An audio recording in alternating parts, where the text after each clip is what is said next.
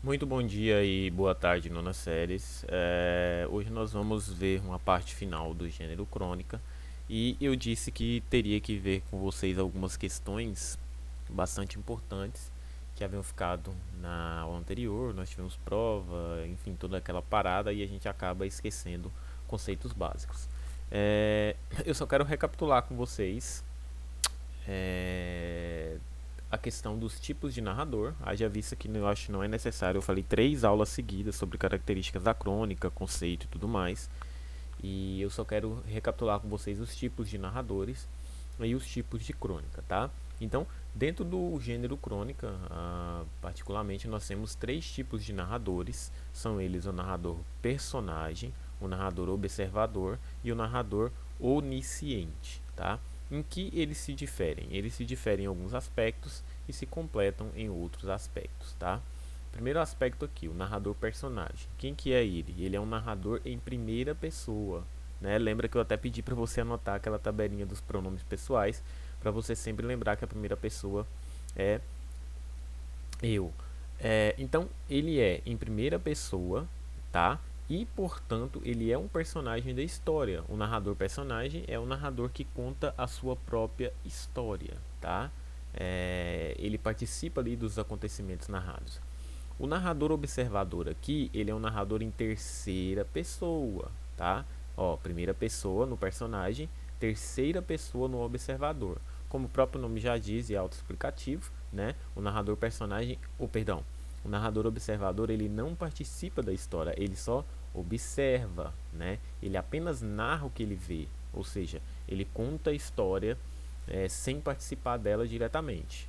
Então, a diferença: personagem, primeira pessoa e participa da história; observador, terceira pessoa, não participa da história.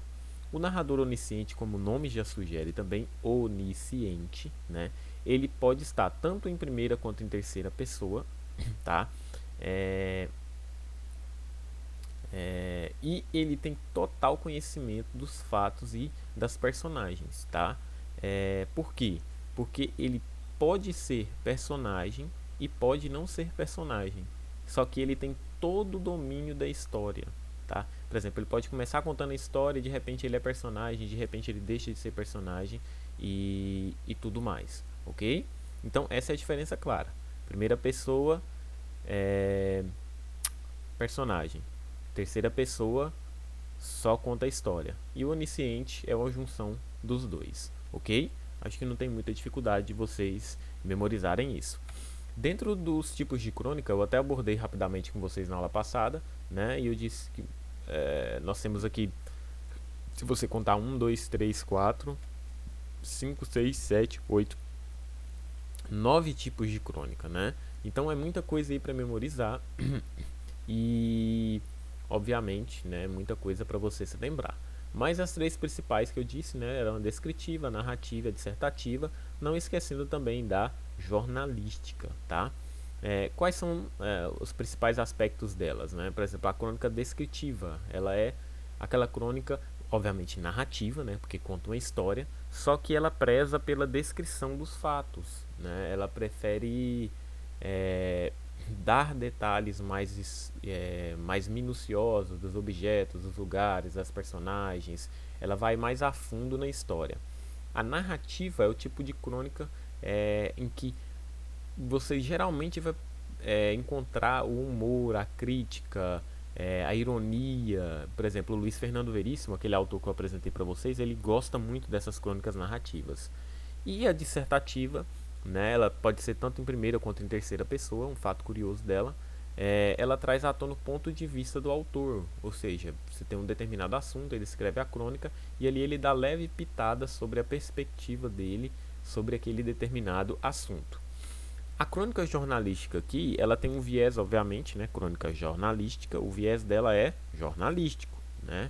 Por quê? Porque ela vai tratar assuntos ali relacionados a fatos verídicos, a notícias, né? Então ela busca abordar conhecimentos atuais, né? Por exemplo, da semana. Está acontecendo a treta lá no Israel. Você pode procurar na internet, vai ter um monte de crônica, de artigo de opinião sobre o que está acontecendo lá, tá? Então, são essas as características principais desses tipos de crônica. Não que as outras, como eu disse na aula passada, não que as outras não sejam importantes, mas são menos utilizáveis, tá?